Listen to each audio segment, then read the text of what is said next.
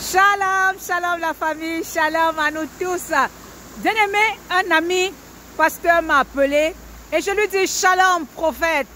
Il dit non, non, non, non, non, non, non, Eflé, ne m'appelle pas comme ça. Je dis mais qu'est-ce qui se passe? Il me dit non, un ami ici a gâté le coin, il a gâté la cité. Je dis mais quoi? Il dit un collègue, un appelé, un ami que nous travaillons ensemble dans notre assemblée, qui était prophète, a gâté le coin. Il a enceinté 9 femmes, 9 filles à la fois.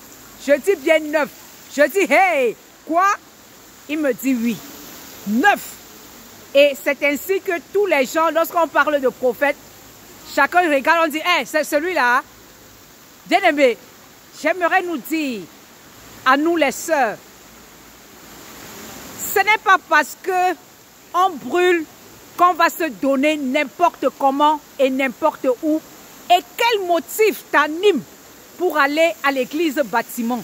Quel est notre motif? C'est très important. Parce que pour vivre une vie chrétienne victorieuse, en tant que femme, si tu es célibataire, c'est de te donner totalement au Seigneur. La parole dit, notre corps est le temple du Saint-Esprit. Étant donné que notre corps est le temple du Saint-Esprit, nous ne devons pas nous amuser comme nous voulons. Nous ne devons pas donner notre corps à n'importe qui. Non. Nous ne devrons pas faire ces choses qui ne sont pas agréables à Dieu. Comment est-ce qu'une femme, tu laisses ta maison, tu vas tous les jours et après on comprend que tu es enceinte de 1, 2, 3, jusqu'à 9 personnes dans une assemblée d'un pasteur, un seul. Vraiment la honte. La parole de Dieu nous dit dans Romains 12, au verset 1, que offrez vos corps comme des sacrifices agréables, saints à Dieu, afin que ce soit pour un culte adorable, un culte raisonnable, bien-aimé. Pour quel motif tu vas dans une église bâtiment? C'est pour chercher l'enfant, parce que tu n'as pas l'enfant, tu pars, tu dis que non, là-bas le Seigneur va me donner l'enfant. Tu es célibataire, tu veux le mariage, tu vas dans l'église bâtiment. Ce n'est pas pour ça. La Bible, de Genèse jusqu'à l'Apocalypse, a un thème central, le but central, c'est le salut. Les autres choses viennent accompagner, c'est des accompagnateurs. Donc on ne doit pas aller dans une assemblée parce qu'on part pour un intérêt, on va chercher quelque chose. Et pour des personnes qui brûlent, quelle est la solution? La solution, c'est de se donner totalement au Seigneur, de passer plus de temps dans l'adoration, dans la parole de Dieu.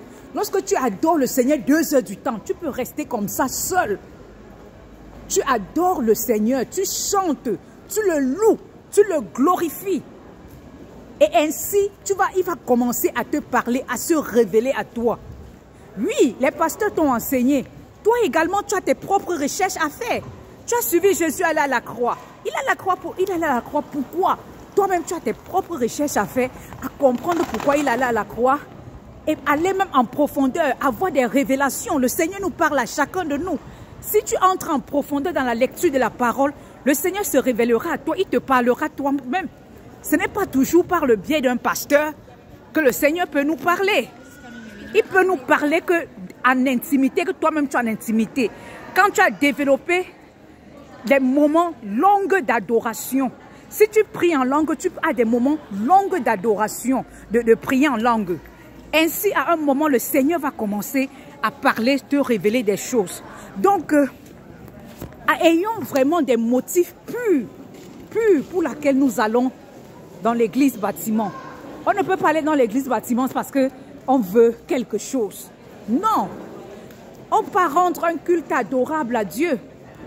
On part dans l'église bâtiment parce qu'on est entre frères et sœurs, il faut qu'on s'exhorte, qu'on s'encourage. On part pour suivre les enseignements, pour grandir. Mais quel est ton but? Quel est ton motif? Ton motif n'est pas pur. Quand ton motif n'est pas pur, c'est ça qui peut arriver. Et si tu brûles, comme je l'ai dit, c'est simple. Sépare-toi des choses qui ne glorifient pas Dieu. Et consacre-toi totalement au Seigneur. Et pour ceux, les papas pasteurs, papa pasteur. C'est les brebis qu'on a donné que vous encadrez, que comme ça là tu fais. Non. Non, il faut changer. Et toi, pasteur, en partant jusqu'à avoir 9 femmes, même période, 9 copines, 9 grossesses, quel moment, je me pose la question, quel moment tu lisais la parole? Quel moment tu enseignais? Donc, pour ceux-là également qui ne parviennent pas à se retenir, c'est de se séparer des femmes. Donc, lorsque tu es dans l'assemblée, lorsque vous finissez, ne va pas chercher à converser avec les femmes. Parce que tu sais que là, c'est ton point faible.